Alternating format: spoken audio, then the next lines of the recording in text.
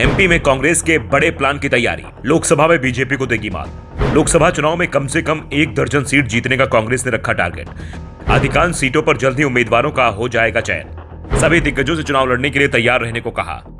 मध्य प्रदेश विधानसभा चुनाव में कांग्रेस को भले ही हार का सामना करना पड़ा हो, लेकिन उसके वोट शेयर में कमी नहीं आई है। बीजेपी ने छोटी पार्टियों का वोट शेयर अपने पाले में कर चुनाव जीतने में कामयाबी हासिल की, लेकिन अब कांग्रेस भी बीजेपी की राह पर चलते हुए उसे पटकनी देने की तैयारी कर चुकी है। कांग्रेस का प्लान तैयार हो गया है। प्लान साफ है, बीजेपी की रणनीति से उसी को मात देना। जिस तरह से बीजेपी ने विधानसभा चुनाव में अपने तमाम दिग्गज नेता उतार दिए थे, उसी तरह से कांग्रेस भी इस बार लोकसभा चुनाव में अपने सभी दिग्गज नेताओं को चुनाव लड़ाने की तैयारी में जुट गई है।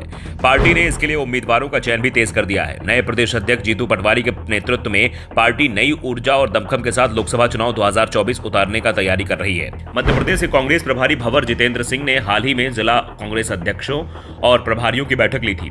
इसमें कांग्रेस के सीनियर नेताओं को लोकसभा चुनाव लड़ाने और विधानसभा में हार चुके कुछ नेताओं को लोकसभा का टिकट देने पर चर्चा हुई है।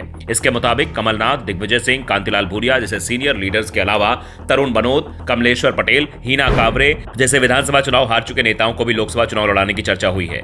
कांग्रेस का मानना है कि सीनियर लीडर्स जिस तरह से लड़ेंगे, वहां कार्यकर्ता एकजुट होगा और बीजेपी को कड़ी टक्कर दी जा सकेगी। अगर ऐसा होता है तो कमलनाथ को उनके गढ़ छिंदवाड़ा, दिग्विजय सिंह को भोपाल या राजगढ़, कांतिलाल भूरिया को रतलाम, तरुण भनोत को जबलपुर, हीना कांवरे को बालाघाट से लोकसभा चुनाव लड़ाया जा सकता है। बालाघाट में हीना कांवरे को भी हार मिली है, लेकिन यहां की अधिकांश सीटों पर कांग्रेस को जीत मिली थी।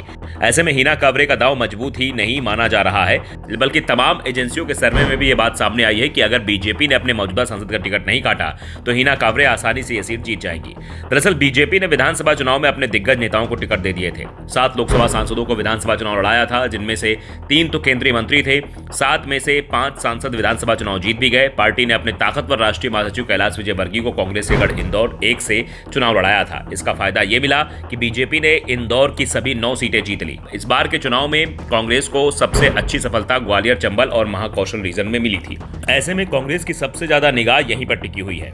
खास तौर पर ग्वालियर, चंबल में पार्टी सिंधिया से बदला लेना चाहती है। इसलिए लोकसभा चुनाव से पहले कांग्रेस ने अपने अभियान का फोकस केंद्रीय मंत्री ज्योतिरादित्य सिंधिया के गढ़ ग्वालियर, चंबल पर करना शुरू कर दिया। पार्टी ने संगठन की मजबूती के लिए तमाम बड़े नेताओं ने अपनी रणनीति पर अमल करना शुरू कर दिया है। इसी के तहत कांग्रेस के बड़े नेताओं ने 9 जनवरी से 12 जनवरी तक ग्वालियर, चंबल का दौरा किया। इसमें खुद प्रदेश अध्यक्ष जीतू पटवारी और नेता प्रतिपक्ष उमंग सिंघार भी शामिल थे। उप नेता प्रतिपक्ष हेमंत कटारे तो इसी रीजन में भिंड जिले की अटेर सीट से विधायक हैं और उनका भी पूरे रीजन में प्रभाव है। हेमंत के पिता सत्यदेव कटारे भी नेता प्रतिपक्ष रह चुके हैं। वो कांग्रेस के वरिष्ठ नेताओं में शामिल थे। ऐसे में पार्टी ने यहां पूरी ताकत झोंक दी है। कांग्रेस की हाई लेवल टीम ने अपने दौरे की शुरुआत दतिया से की थी। इसके बाद भिंड, मुरैना, श्योपुर, शिवपुरी, गुना और अशोकनगर जिले के दौरे पर रहकर सभी जिलों में कांग्रेस कार्यकर्ताओं के साथ संगठनात्मक बैठकें की गई। साथ ही लोकसभा चुनाव की तैयारियों और रणनीति पर स्थानीय स्तर पर वरिष्ठ कांग्रेस पदाधिकारियों कार्यकर्ताओं से गहन मंथन हुआ है।